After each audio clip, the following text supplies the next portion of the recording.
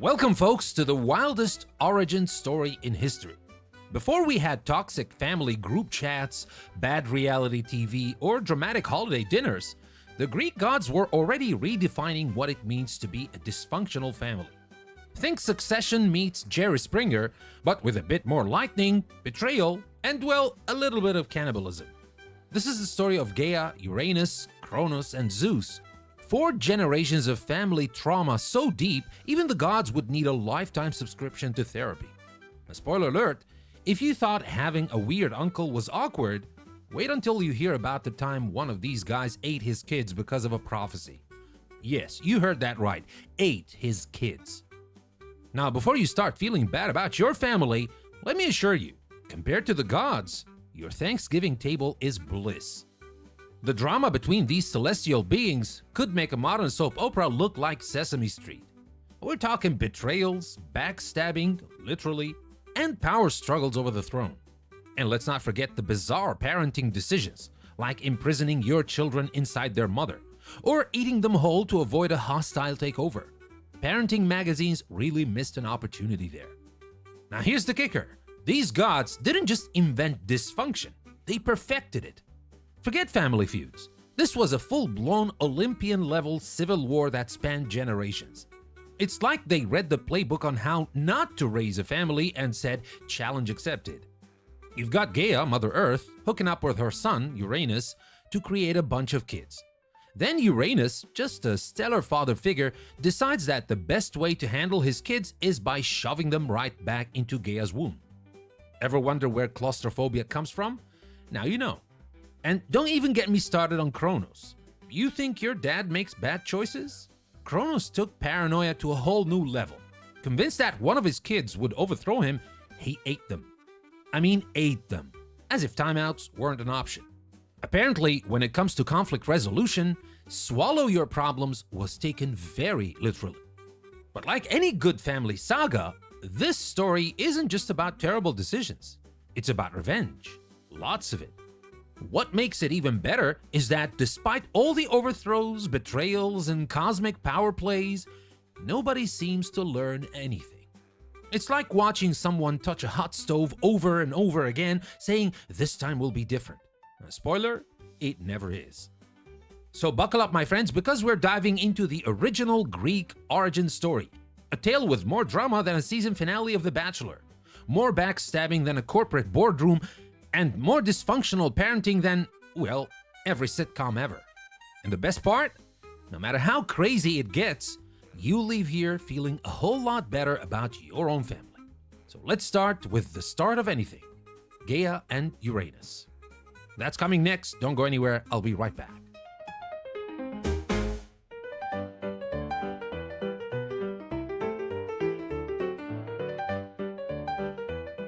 In the beginning, there was chaos. Literally. Not the I forgot my phone charger kind of chaos, but the kind where the universe was an unorganized mess with no direction. Enter Gaea, the original multitasking queen, who decided, you know what? I'll just create the entire Earth. No big deal. Now, with a flick of her cosmic wrist, she became Mother Earth, and just like that, things started taking shape. Now, Gaea wasn't about to run this show alone.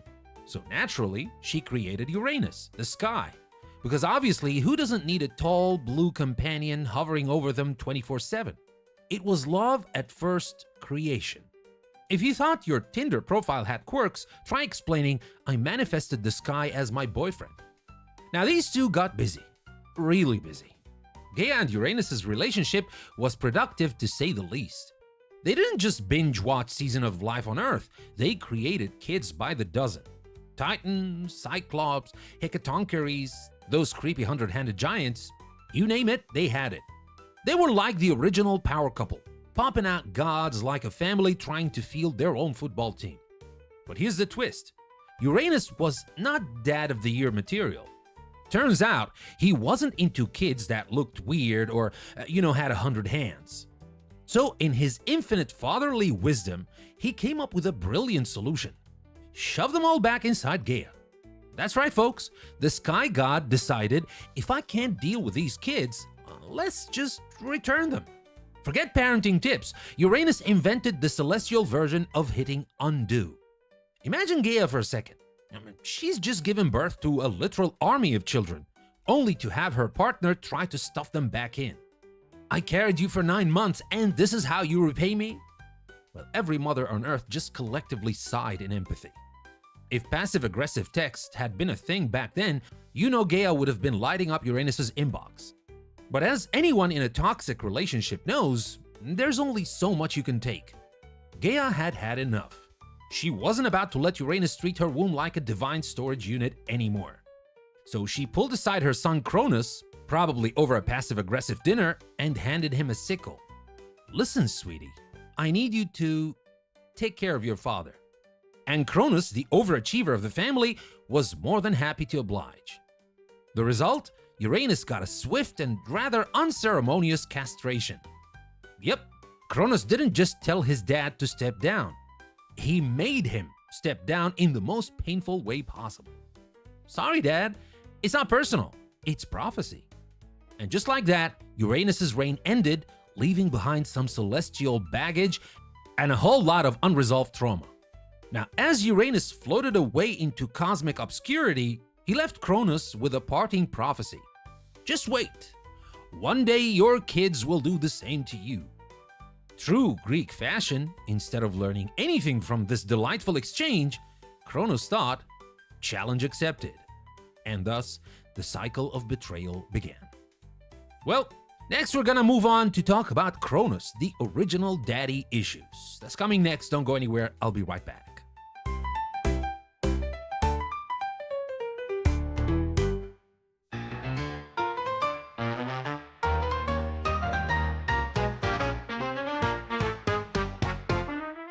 With Uranus safely disarmed in the most ouch-worthy way possible, Cronus stepped up to the throne. Imagine him brushing off his hands, sickle still dripping, saying, well, that's that. Now it's my time to shine.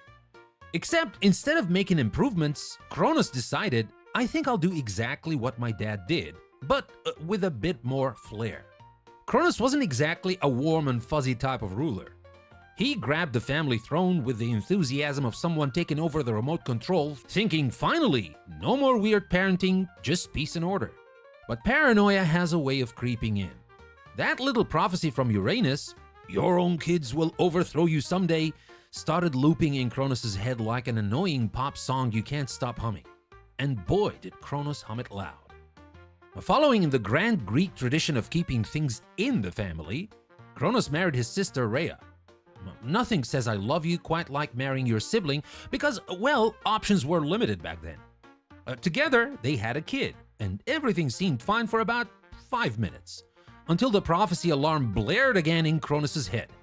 Instead of basking in the joys of fatherhood, Cronus thought, better safe than sorry, and ate the baby.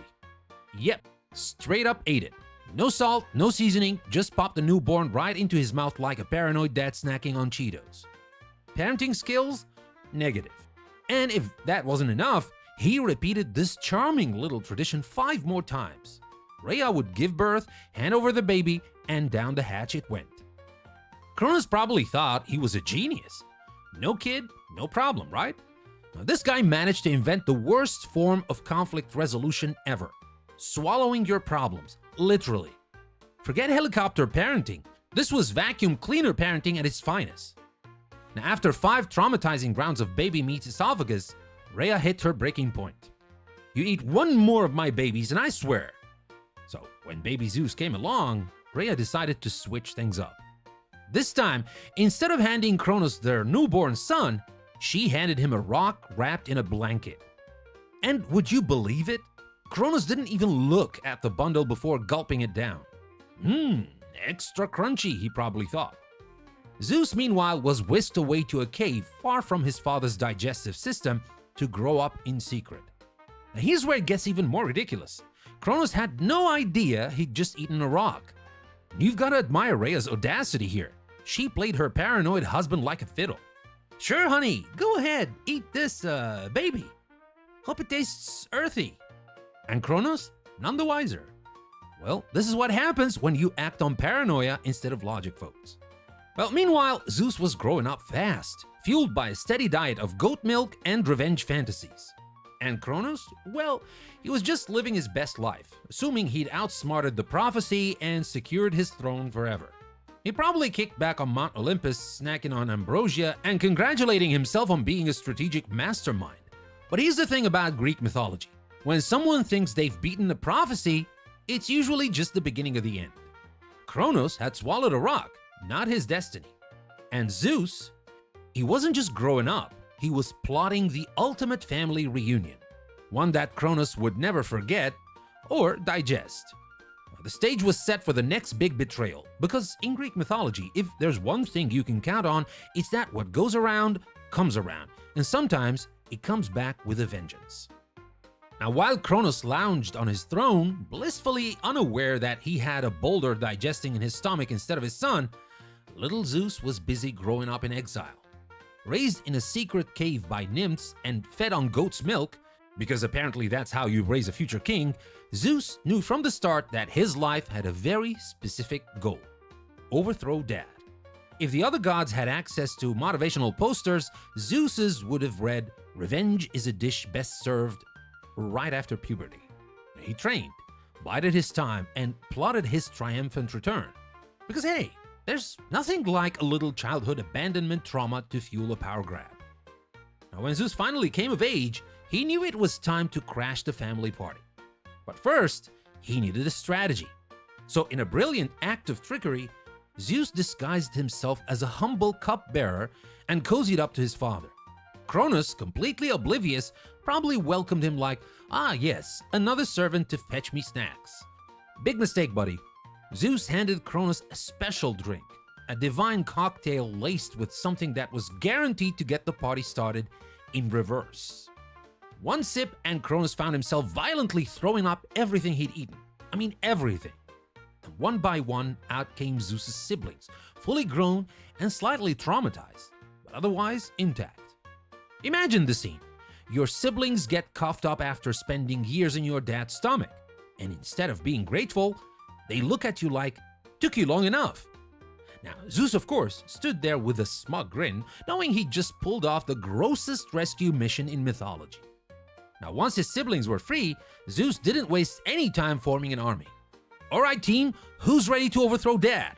The newly regurgitated gods, Poseidon, Hades, Hera, Demeter, and Hestia, were on board. Years of stomach-churning captivity had left them with a burning desire for payback. It was family bonding at its finest.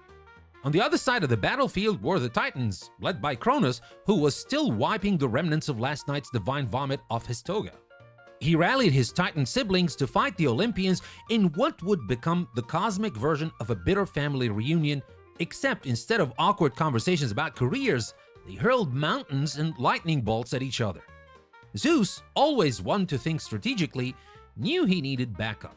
So he called in a few favors from the Cyclops and the Hecatoncheires, who had been imprisoned for ages by, you guessed it, Cronus. "Hey guys, help me defeat Dad, and I promise not to shove you back inside anyone."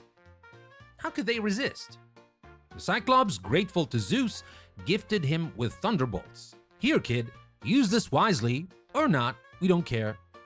Meanwhile, the 100-handed giants, the Hecatoncheires, showed up ready to fling boulders like they were in an intergalactic dodgeball tournament. And so, the greatest family battle in history began. An all-out celestial brawl that made WWE look like a game of patty cake. Thunder cracked, mountains flew, and gods clashed. The Titans fought hard, but nothing could stop a bunch of angry siblings with newfound freedom and a few hundred-handed allies on their side.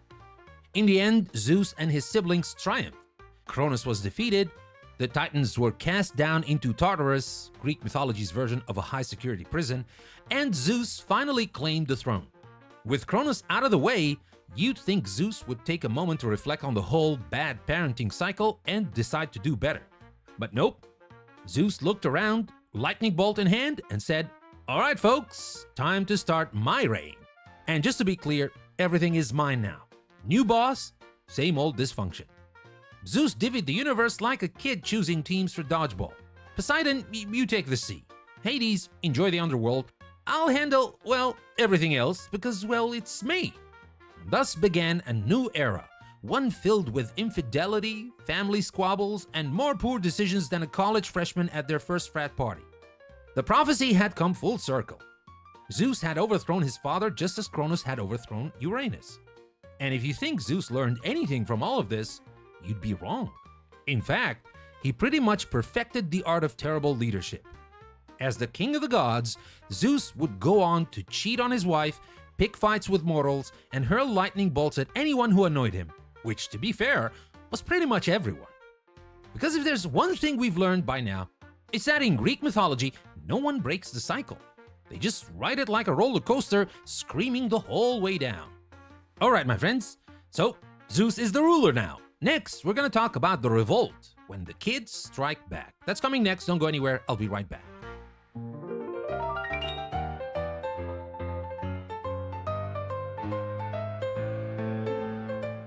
Well, with the Titans locked away and Zeus chilling on his shiny new throne, you'd think the family drama might cool down, right? Wrong. The Olympian reign wasn't so much a fresh start as it was a continuation of the same nonsense, just with different faces and a lot of more thunderbolts. You see, Zeus wasn't just any ruler. He was a micromanaging, paranoid man-child with severe trust issues and the emotional maturity of a reality TV star. But before we get to Zeus's terrible decisions, we need to talk about how he cemented his rule. Overthrowing Cronus was one thing, but running a kingdom? That's where things got really interesting, or as the Greeks might say, really messy. Well, it turns out the Olympians weren't content just sipping ambrosia and living happily ever after.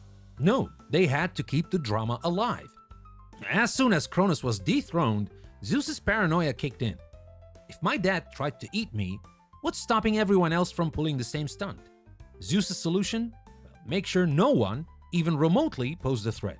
He imprisoned the Titans in Tartarus, locked away the Hecatoncheires, and stationed a bunch of really angry guards at the entrance.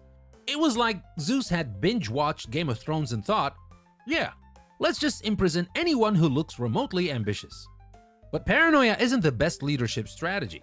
You know that uneasy feeling when you've locked your front door but can't remember if you left the stove on? Well, that's Zeus's vibe, except with people, kingdoms, and prophecies. Now you'd think Zeus would spend his newfound free time ruling wisely, but nope, he was more interested in flexing. Zeus's leadership style was a chaotic mix of do as I say, not as I do, and lightning solves everything. If his siblings even looked at him funny, he'd send a thunderbolt their way. Talk about mood swings. Poseidon, god of the sea, spent most of his time grumbling. Sure, I get the ocean, but Zeus gets everything else. How's that fair? Meanwhile, Hades sulked in the underworld, muttering, yeah, thanks bro, give me the land of the dead. Super fun. And Hera?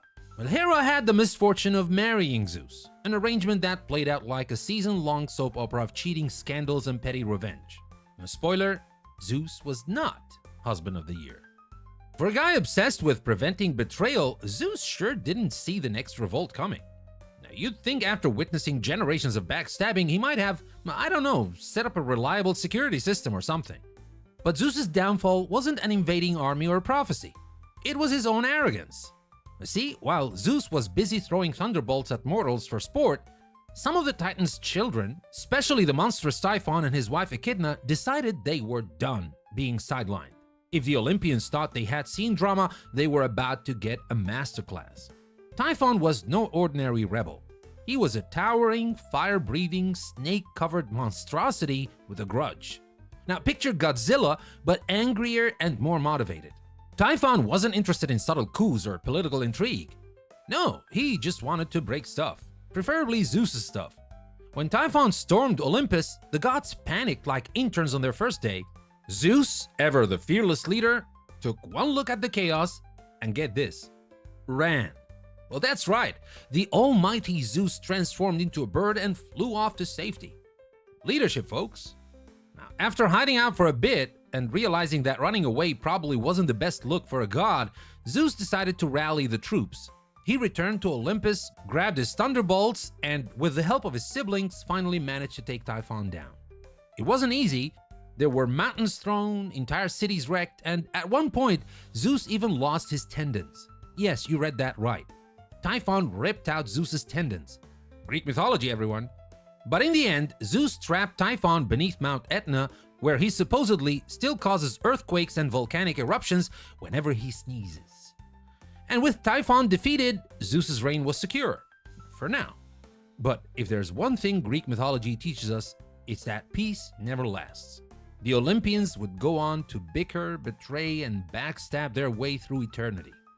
Zeus would continue making terrible decisions, cheating on Hera and throwing lightning bolts at anything that annoyed him. The moral of the story? No matter how many times the family power struggle repeats itself, no one in Greek mythology ever really learns. They just pass the dysfunction down the line, like a really terrible heirloom. And that, my friends, is how Zeus cemented his throne. Not with wisdom or grace, but with thunderbolts, tantrums, and just a pinch of cowardice. Because if there's one thing you can count on in Greek mythology, it's that gods are just like us, but with worse impulse control and much bigger egos. Next, we're going to talk about the New Order. We'll meet the Olympian Dysfunction. That's coming next, don't go anywhere, I'll be right back.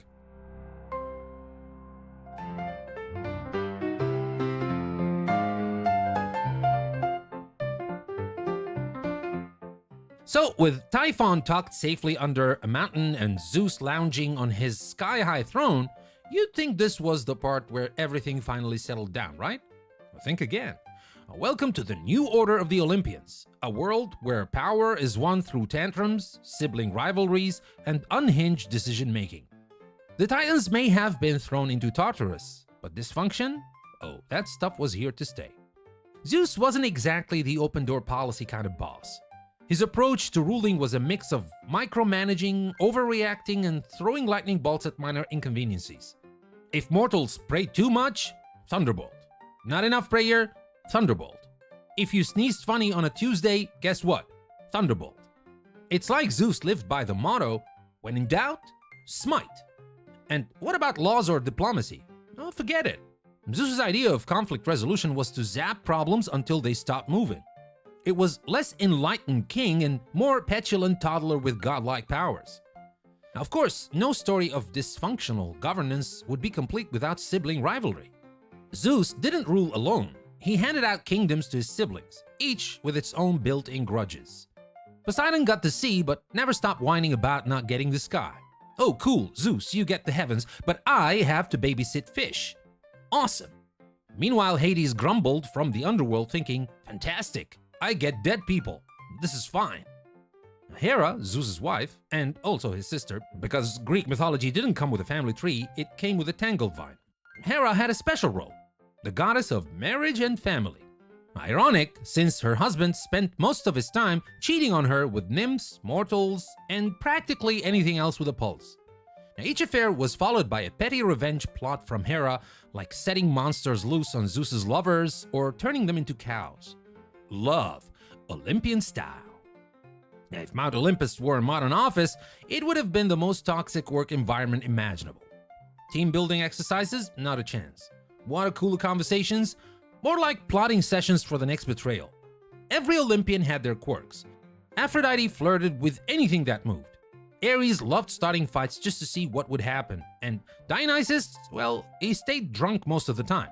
Honestly, not a bad coping strategy in that situation. Meetings were chaotic at best.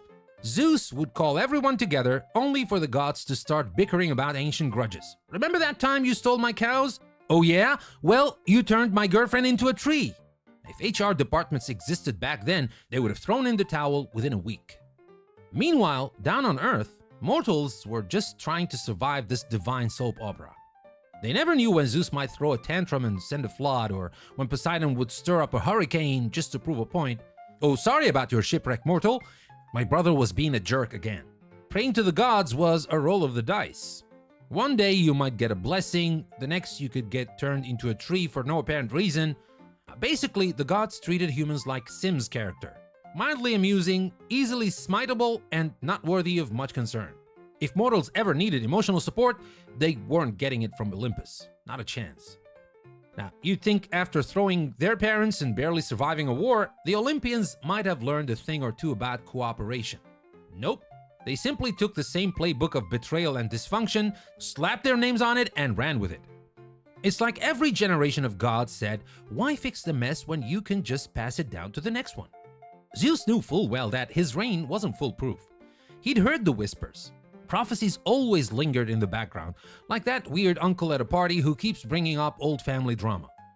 There was always the chance that his kids might turn on him, just like he had with Cronus.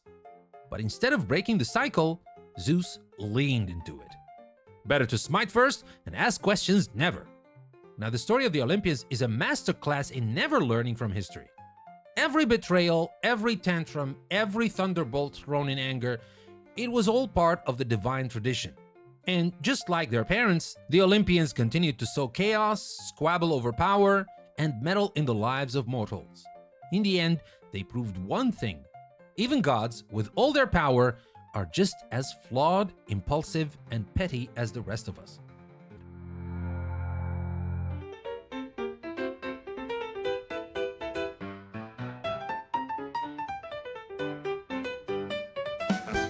So with Zeus firmly seated on his throne, you'd expect some sort of happily ever after, right? Sorry, this is Greek mythology, not a bedtime story. Peace was never on the menu. Instead, what followed was a never-ending parade of infidelities, rivalries, betrayals, and Olympian-sized tantrums. If anything, the dysfunction only escalated. Turns out being a god didn't make you wiser, it just gave you bigger problems and divine weapons to make things worse. And now that Zeus had consolidated power, he focused on his favorite pastime, romancing anything that moved. Mortal women, goddesses, nymphs. Zeus's romantic escapades made tabloid gossip look tame. And let's just say, subtlety was not his strong suit. If he had to, he'd shapeshift into a swan, a bull, or even a golden shower. Yes, you heard that right, a golden shower just to seduce someone. It's like Zeus saw monogamy as an annoying mortal concept. And poor Hera, she couldn't catch a break.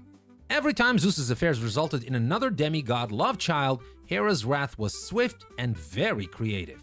She'd punish Zeus's lovers, curse their children, or unleash monsters just to prove a point. Oh, you hooked up with my husband? Hope you enjoy being turned into a cow for the rest of your life. Now, Zeus meanwhile dodged the fallout with a grin, tossing lightning bolts at anyone who dared complain. Now, of course, the sibling drama didn't stop with Zeus's coronation. Poseidon constantly sulked about being stuck in the ocean. Why do I have to deal with shipwrecks while you throw lightning bolts from the clouds? And Hades meanwhile sat brooding in the underworld surrounded by the souls of the dead, muttering, great, I get stuck with this gig while Zeus parties up top. Now even Zeus's children got in on the drama. Athena, goddess of wisdom, always had to remind Ares, god of war, that brains beat brawn. You can't solve every problem by hitting it with a sword, Ares. He never listened, of course. The gods fought constantly, whether it was who was the favorite or who got to meddle in the next mortal war. It was like high school, but with more thunder and fewer rules. Meanwhile, the mortals down on Earth just tried to keep up with the gods' endless chaos. If you prayed to one god, you might accidentally offend another. If you built a temple for Zeus, Poseidon might drown your crops out of spite. The Olympians weren't benevolent rulers. They were unpredictable, egotistical, and as emotionally stable as a toddler on a sugar high. Now, heroes like Hercules and Odysseus learned the hard way that pleasing one god usually means angering three others. The gods treated mortal lives like pieces on a chessboard, moving them around for sport and smashing them when they got bored. If you think your boss is hard to deal with, now try having Zeus as your divine overseer. One wrong move, and zap goes your life. Now, for all his power, Zeus could never shake the fear that history might repeat itself. Prophecies hung over him like storm clouds, whispering that one day, one of his own children would overthrow him, just as he had overthrown Cronus. Instead of reflecting on his mistakes, Zeus doubled down on paranoia. When his first wife Metis became pregnant, Zeus panicked. What if this kid overthrows me?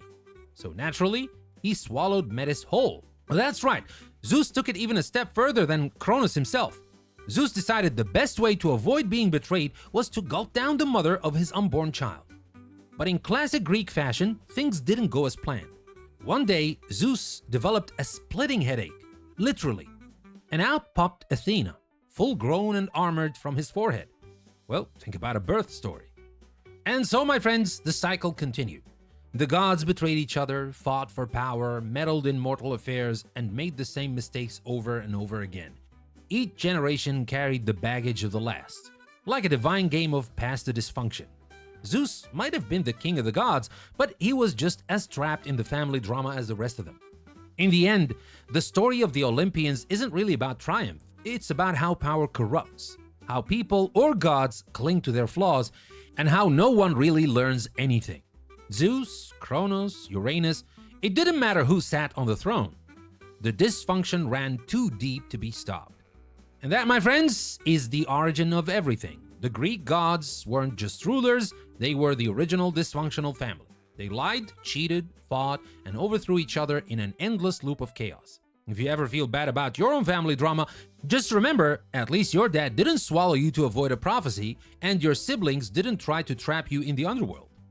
So next time your family gathering gets tense, just think of Zeus and his gang and breathe a little easier. Because no matter how wild your family gets, at least you're not stuck on Mount Olympus with a bunch of immortal egomaniacs. And now, before we wrap up, it's time to hear it from Zeus himself. This is a special rap song sung by Zeus himself. Enjoy.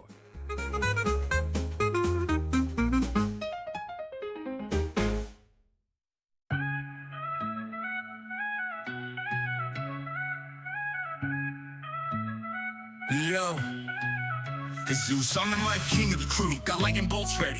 What you gonna do? From Gaea to Cronus, the drama's insane. I dethrone my pops and I'm here to reign. In the beginning, there was chaos, a mess. Gaea set fire, fix all the stress. She hooked up with Uranus, yeah, weird flex. Made Titan a Cyclops and a whole heap of hex. Uranus went wild, kids, nah, no thanks. Stuffed them back in Gaea like overdue pranks. But Gaea called Cronus, yo, grab this knife, chop, chop, and this nonsense changed my life. I'm Zeus, king of the sky, what's good? Lightning bolts driving misunderstood. The gods ain't chill, our fam's a wreck, but I run the throne, show some respect. Cronus rolled in like now I'm the king, but paranoia hit like a bee with a sting.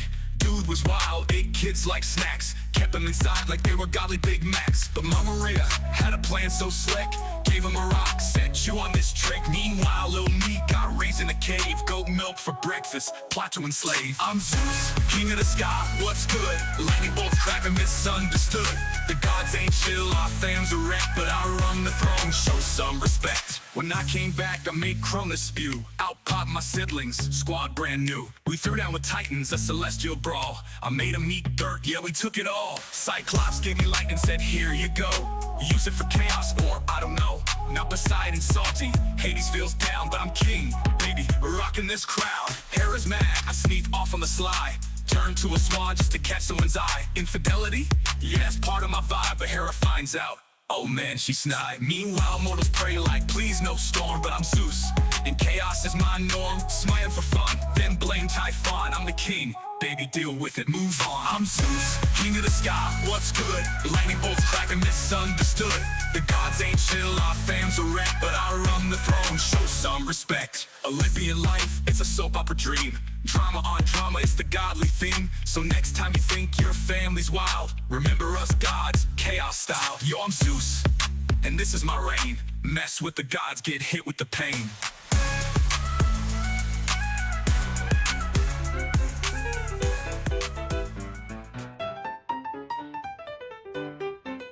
And there you have it, folks, the origin story of the Greek gods, a chaotic saga of betrayal, paranoia, bad parenting, and worse decision-making. If these gods were trying to teach us anything, it's that absolute power and common sense do not go hand in hand. It's like they took one look at the concept of healthy relationships and said, nah, let's try cosmic melodrama instead. Zeus, Cronus, Uranus, it didn't matter who sat on the throne. Every generation thought, this time things will be different. And spoiler, it never was. They just hit the define reset button, messed everything up again, and passed their issues down the line like a cursed family heirloom. And let's be honest, would we have it any other way? If the gods had been functional and well-adjusted, we wouldn't have these wild, hilarious, and downright ridiculous stories to enjoy. In the end, the Greek gods are more relatable than they probably like to admit. They fought with their siblings, made terrible romantic choices, clung to their grudges, and tried and failed to outsmart their destinies. Sound familiar? The only difference is, when they had a bad day, mountains get thrown and mortals got zapped. So the next time you find yourself in the middle of a family drama, whether it's a Thanksgiving dinner or a group of chat gone wrong, just remember, at least your family isn't literally throwing lightning bolts at each other. And if things ever feel too messy to handle, take comfort in knowing that even the gods didn't have it all figured out. They may have ruled the cosmos, but they couldn't even manage their own households. Because in the end, the lesson is simple. Every family is a little dysfunctional. Some just have better stories to tell. And with that, my friends, we come to the end of this episode. Thank you very much. I hope you enjoyed the story. I hope you enjoyed Zeus's rap song. But of course, that brings us to the end of this episode, and I would like to thank you very much for listening. This is your host, Danny. Remember, never stop learning or laughing with English Plus Podcast. I'll see you next time.